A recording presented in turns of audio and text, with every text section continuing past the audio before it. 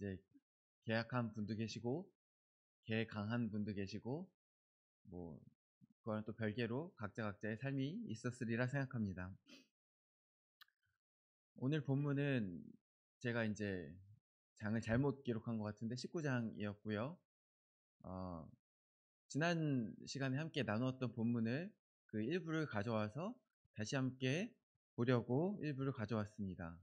익숙한 느낌이죠. 언제 한번 읽은 것 같은. 그래서 이 같은 본문 가운데 주시는 또 다른 하나님의 은혜가 있기를 간절히 소원합니다. 우리는 지금 이제 왕이 없는 시대에 살고 있습니다. 우리에게 물론 대통령이 있긴 합니다만 대통령이 우리의 왕은 아닙니다. 대통령이 힘이 세죠. 권한이 막강합니다. 그러나 결국에는 어떻게 보면 국민이 우리의 손으로 뽑은 선출직 공무원이라고도 할 수 있겠습니다. 그렇기 때문에 대통령이 부당한 명령을 내릴 때에는 때로 반대하거나 저항하기도 하고, 그 대통령이 완전히 그 저지른 잘못이 크다라고 생각이 들 때에는 탄핵을 요구하기도 합니다. 지금 우리나라의 상황이 그런 상황이 된 상황입니다. 그러나 왕은 어떻습니까? 왕이 때때로 부당한 명령을 내린다고 해도 그것에 대해서 거절하는 것이 쉽지 않습니다. 목숨을 걸어야 하겠죠? 만약에 왕이 잘못했다고 해서 마음대로 끌어내릴 수 있겠습니까? 물론 반란을 일으키거나 하면은 끌어내릴 수 있겠죠. 그런데 결코 평화로운 방법으로 왕을 끌어내릴 수는 없습니다. 누군가 죽거나 암살당하거나 뭐 군대가 부딪히는 전쟁이 있거나 해야만 왕을 끌어내릴 수 있습니다. 왕은 그 자체가 하나의 정부 체제 그 자체이기 때문에 그 체제 자체를 뒤엎을 만큼의 피를 흘려야만 끌어내릴 수 있습니다. 그 전까지는 왕이 아무리 부당한 명령을 내려도 참거나 그것을 감내해야만 하는 것이 이 왕정 체계입니다. 왕은 명령하고 왕의 백성은 순종하는 것, 그것이 왕정이죠.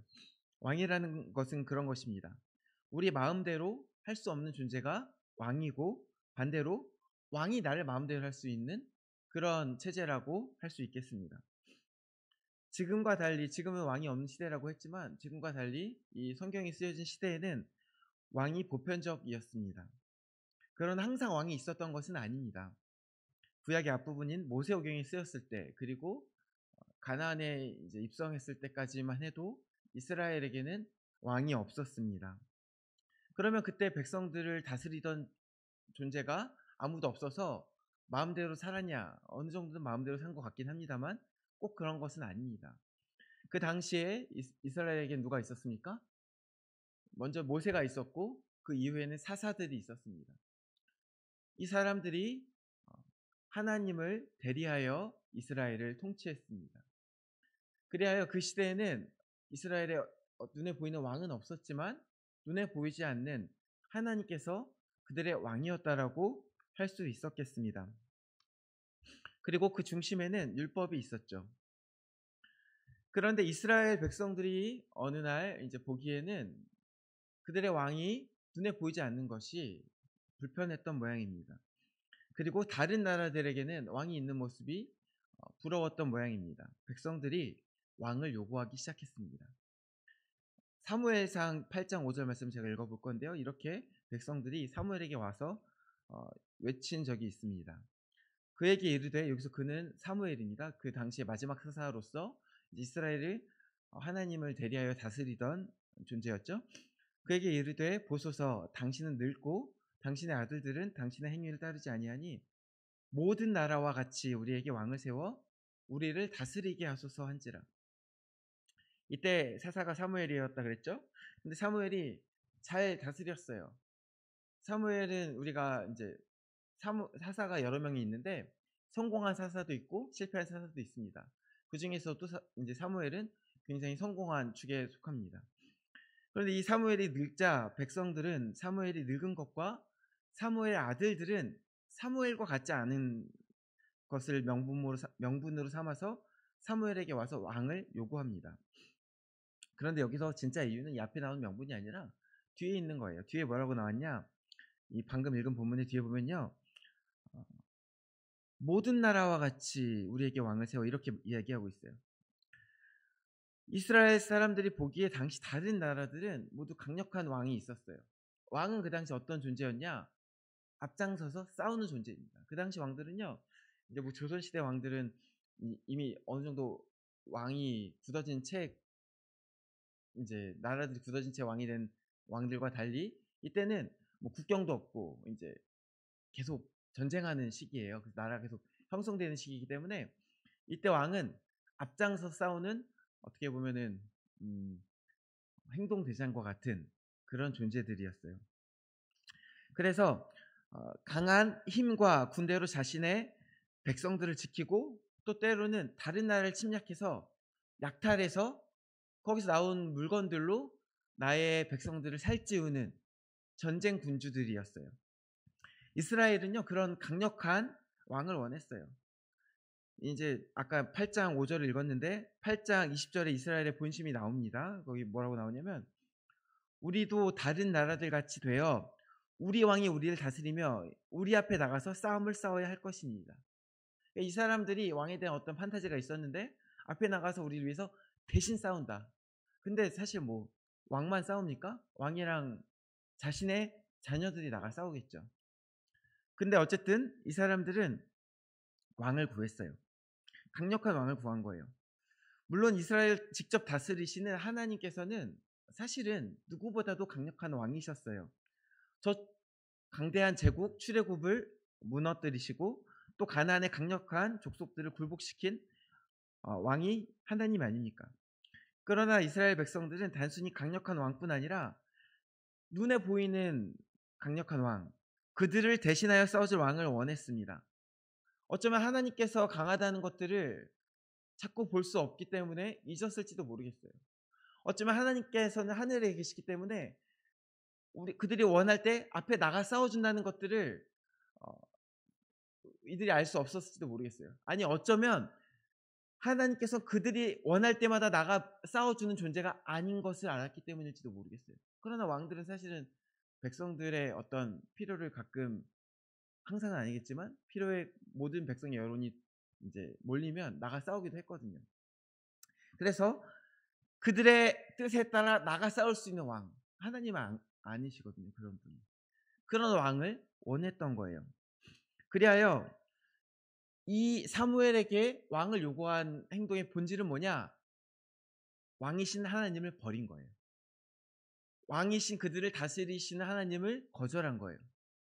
그래서 우리에게는 왕이 없다. 다시 왕을 달라 이렇게 주장하는 거예요. 사무엘상 8장 7절에 하나님께서는 그래서 이렇게 말씀하세요.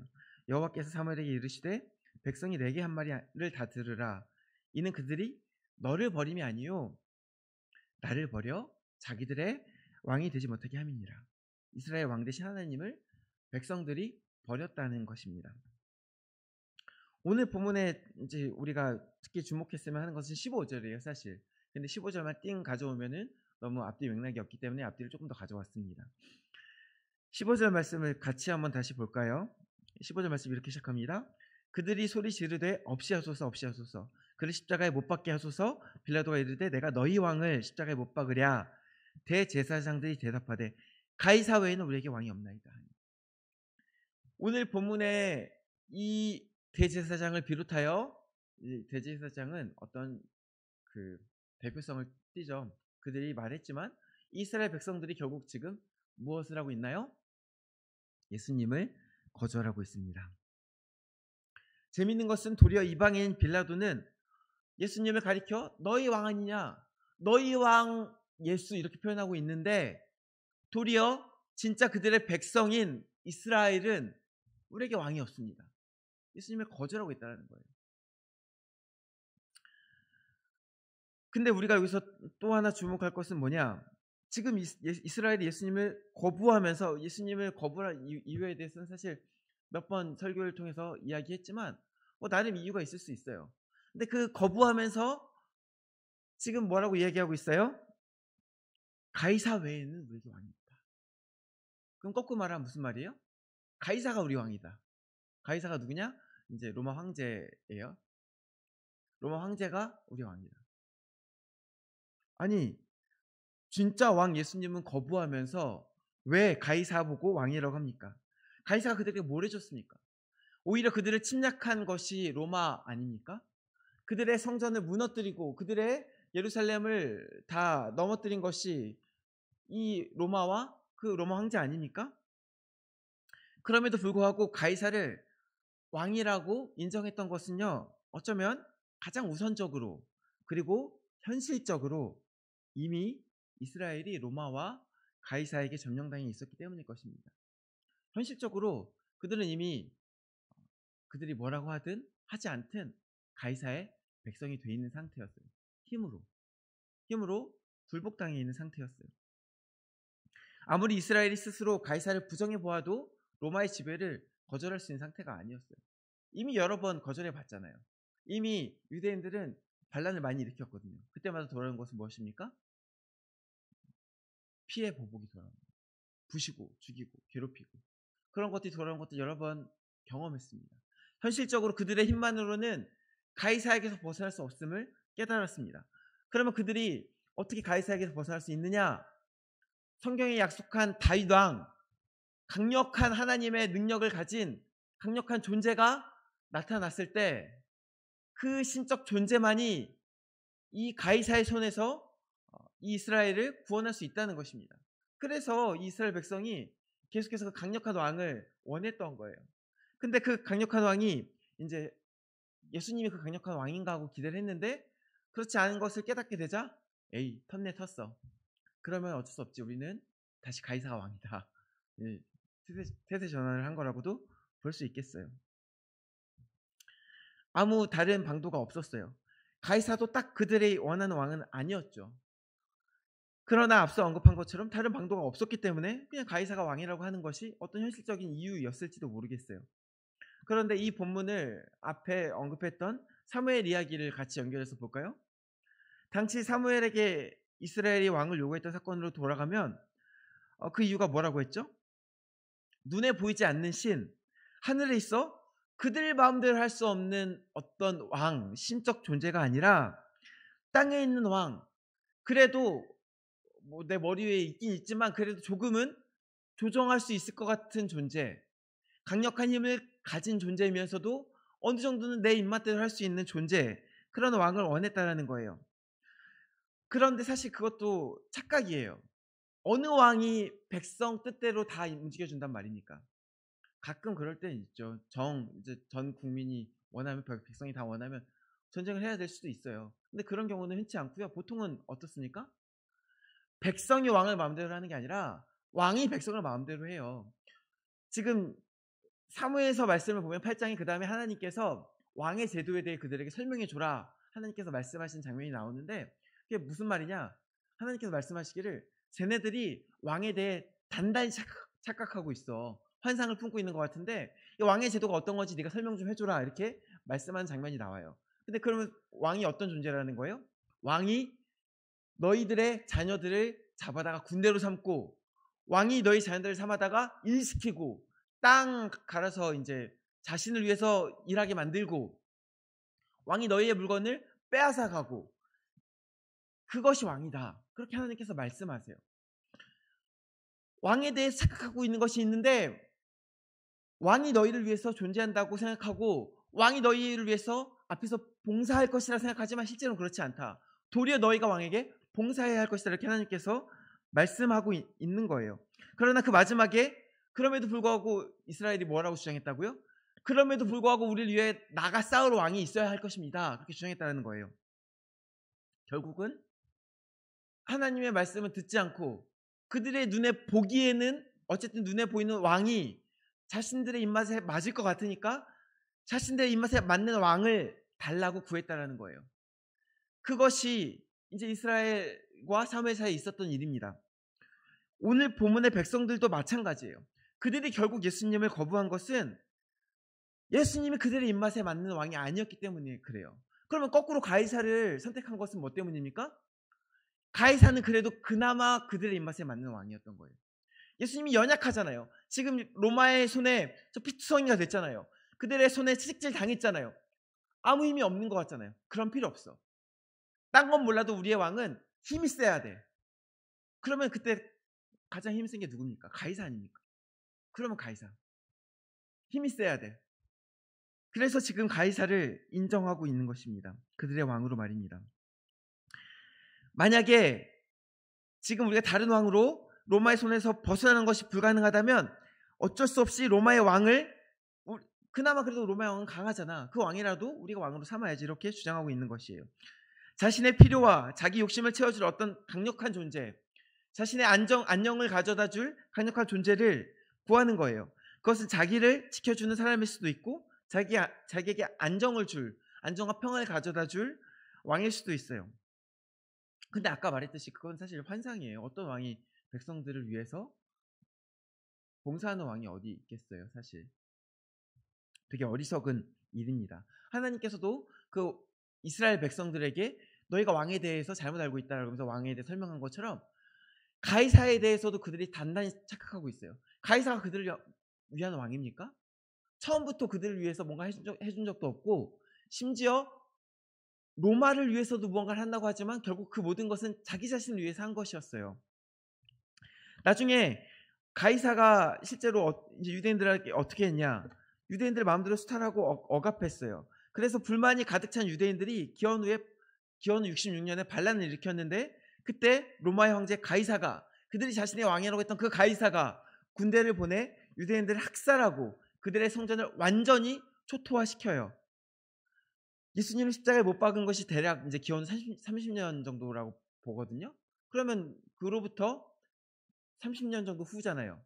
한 세대가 다 가기 전에, 예수님을 못 박은 자들이 다 그 세대가 다 가기 전에 무엇을 보게 됐어요? 가이사가 왕이라고 주장한 자들이 아직 남아있을 때에 그들이 주장한 그들의 왕 가이사가 가이사의 손으로, 로마 군대의 손으로 그들을 죽여버린 거예요. 얼마나 어리석은 결과를 낳은 거예요. 이런 왕을 자신의 왕이라고 주장한 자들은 얼마나 어리석습니까? 왕에 대한 이런 인식은요, 사실 유대인들만의 이야기는 아니에요. 이제 처음 나온 이스라엘의 옛날 이야기와 이제 오늘 본문에 나온 유대인들 이야기만 하니까 계속 이제 이스라엘 사람들에 대한 이야기라고만 생각할지 모르겠어요. 그런데 마치 성경 처음에 나온 이 아담의 이야기가 아담 한 사람만의 이야기가 아니라 우리 모두의 이야기인 것처럼 이스라엘의 이야기도 사실 이스라엘만의 이야기는 아니에요. 우리들의 이야기예요. 아담의 이야기를 조금 해볼까요? 아담이 선악과를 따먹었어요. 근데 이 선악과를 따먹은 것의 본질은 뭐냐? 내가 신이 되겠다는 거예요. 내가 하나님을 떠나 신이 되겠다는 거예요. 근데 그것을 오늘 본문의 표현으로 조금 바꿔보면 내가 왕이신 하나님을 떠나겠다는 거예요. 처음에 아담은 하나님의 백성이었거든요. 근데 이제 나는 왕이신 하나님의 백성 안 할래.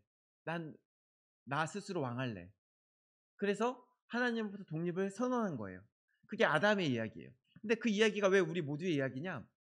우리 모두의 본성 가운데, 우리가 아까 말씀을 시작할 때 우리는 왕이 없는 시대에 살고 있다고 했는데, 사실 본성적으로 사람이 자기 머리 위에 누가 있는 것들을 싫어해요. 여러분 이제 청소년부 친구들은 사춘기가 오잖아요. 그럼 이제 슬슬 부모님이 하시는 말씀이 불편하죠. 그래가지고 내 머리 위에서 뭔가 얘기하는 것 같으면 맞는 말인 걸 알면서도 일단 거절하죠. 내가 마음대로 할 거야. 할라 그랬어. 그러면서 그게 사실 이상한 게 아니라 당연한 거예요. 이제 그 시간을 조금 더 지나가면서 사실 부모로부터 독립해 가는 거거든요. 근데 이제 부모로부터 독립해 간다는 건 결국 이제 나라는 한 사람이 세워지는 건데, 사람이 결국은 내 머리 위에 누가 있는 거를 인정할 수가 없는 존재예요. 그게 아담만의 이야기가 아니라는 거예요. 저 선악과 안 먹었죠. 근데 선악과 먹은 아담이랑 똑같다는 거예요. 하는 행동이. 내 머리 위에 신이 있는 것을 인정할 수 없다. 난 내 마음대로 살겠다. 그래서 아담이 어쨌든 신을 거절했어요. 근데 그랬더니 아담이 어떻게 됐어요? 이제 여러분 이제 앞으로 청소년 여러분들은 부모님으로 독립해 갈 텐데, 이제 집을 떠난 분도 계시고 이제 기숙사에 사시는 분도 계시고 자취하는 분도 계실 거예요 앞으로. 근데 기숙사에 산다고 해서 집을 나가 산다고 해서 그게 독립입니까? 만약 자취를 한다고 해서 그게 독립입니까? 자취한다 그러면 이제 좀 따져봐야 돼요. 그 자취방 돈 누가 내는데? 너 생활비 누가 내는데? 경제적으로 떠나지 않으면 독립이 아니에요. 경제적으로 떠나지 않으면 독립일 수가 없어요. 왜냐면 생각해 보세요. 말을 안 들어. 야, 자취방 돈 안 줄 거야. 그러면 어떡할 거예요? 자기가 마음대로 할 수 있으려면 자기가 스스로 내 앞가림을 할 수 있게 돼야 독립이 되는 거예요. 아담이요, 하나님으로부터 독립을 선포했어요. 근데 하나님 뭐라 그래요? 그래, 너 이제 에덴에서 방 빼. 에덴에서 나가. 에덴에서 그동안 이제 먹고 자고 다 해결됐지? 이제 네가 땅 파서 네가 농사 져서 네가 먹어. 당연한 거 아니에요? 독립했으니까 이제 너 스스로 해야지. 물론 심지어 이 더 정확하게 말하면 이제 방을 사실은 에덴에서 빼는 게 아니라 지구에서 빼야 돼요. 다 하나님이 만드셨잖아요. 근데 하나님 봐줘가지고 이제 에덴에서만 나가. 내가 이 정도 봐줄게. 저 내 땅인데 그래 그 땅에서 네가 농사지어서 하는 건 내가 봐줄게. 그렇게 하신 거예요. 근데 아담이 나가서 이제 그렇게 독립을 했잖아요. 나가 살아보니까 이제 어때요? 힘들죠. 먹고 살기 힘들죠. 여러분 먹고 사는 건 이제 앞으로 사셔보시면 아시겠지만 힘든 일입니다. 먹고 사는 게 힘들면 그 다음에 이제 뭘 찾게 돼 있어요? 쉬운 방법을 찾게 돼 있어요. 사람이요, 신을 버렸지만 농사를 지으려 그러니까 비가 안 오면 농사가 안 되네? 날씨 망하면 농사가 안 되네? 근데 이 날씨는 내가 열심히 노력한다고 됩니까? 내가 열심히 땅 파고 인다고 비가 제때 째깍째깍 옵니까? 앞으로 이제 우리 인생도 마찬가지인데, 여러분 이제 청소년들에게 굉장한 비밀을 말씀드리는데, 세상은 노력한 대로 되지 않습니다. 노력한 대로 되는 건 공부까지입니다. 공부까지. 근데 나가서 사업을 할 때도요, 내가 열심히 사업을 해요. 근데 갑자기 IMF가 찾아와. 그럼 끝이에요. 내가 열심히 아무리 노력해도 사회가 환경이 그렇게 안 따라주면 끝이에요. 농사도 열심히 나가 지어도 비 안 오면 끝이에요. 내 노력 밖의 영역들이 계속 있단 말이에요. 내 손 바깥의 영역들이 계속 있다는 거예요. 그때 사람들이 결국 뭘 찾을 수밖에 없어요? 내 손 밖의 영역을 해결해 줄 수 있는 존재를 찾을 수밖에 없어요. 그게 신이에요. 근데 이미 하나님은 버리고 나왔잖아요. 그럼 뭘 찾겠어요? 내가 하나님은 못 찾겠고 아무나 내 문제 해결해 줬으면 좋겠다. 그게 우상이에요. 그렇게 우상을 찾게 돼요. 그렇게 해서 왕이 필요 없다라고 하나님으로부터 독립해 나간 아담의 후손들이요, 다른 왕을 찾게 돼요. 근데 이번에는 자기 입맛에 맞는 왕을 찾게 돼요. 이 하나님은 너무 깐깐해. 하나님의 입맛에 맞추기 너무 어려워. 내 입맛대로 하는 왕 찾을 거야. 그래서 뭘 만듭니까? 우상을 만들어요. 우상 아무 말도 안 하잖아요. 나한테 아무것도 요구하지 않잖아요. 내 마음대로 규칙 정하면 끝이에요. 이 우상은 이렇게 섬겨야 돼. 그러고서 자기 그것도 지키다가 마음에 안 들면 이 우상은 이렇게 섬기는 게 마음에 안 들어. 그럼 또 하나 깎아요. 그래서 이 우상은 이렇게 섬겨야 돼. 결국은 우상은 겉으로 보여지는 어떤 소망의 표상일 뿐이지 아무것도 아니에요. 자기 욕심의 발현이에요. 내 욕심을 이루어질 무언가를 그냥 만든 거예요. 불안하지 말라고. 거기 어떤 능력이 있습니까? 그래서 우상은요, 신이 아니고 뭐예요? 탐욕의 발현이에요. 사람의 욕심의 발현이에요. 그게 우상이에요. 근데 우리가 중요한 게, 굉장히 중요한 얘기가 있는데, 하나님을 믿으면서도 하나님을 우상처럼 믿을 수 있다는 거예요. 하나님과 우리의 관계는 뭐냐? 왕과 백성이에요. 하나님이 우리에게 명령하고 우리는 순종하는 게 온전한 관계예요. 근데 거꾸로 하나님을 내 마음대로 한다? 그러면 일단 이미 그 관계는 끊어졌고요. 하나님은 그 관계를 맺고 있지 않으시고요. 하나님 거절하세요. 결코 그런 대우를 당하지 않으세요. 그 관계는 끊어졌고 남은 것은 하나님이란 이름에 남은 껍데기만 남아서 나 혼자 신앙생활을 할 수 있어요. 내가 하나님께 순종하지 아니하고 내 마음대로 신앙생활하고 내 마음대로 이게 규칙이야, 이게 법이야 그러면서 내가 원하는 것을 거기 투영하면서 내가 원하는 것을 자꾸 구한다면 거기 하나님 안 계세요. 우상이 되는 거예요.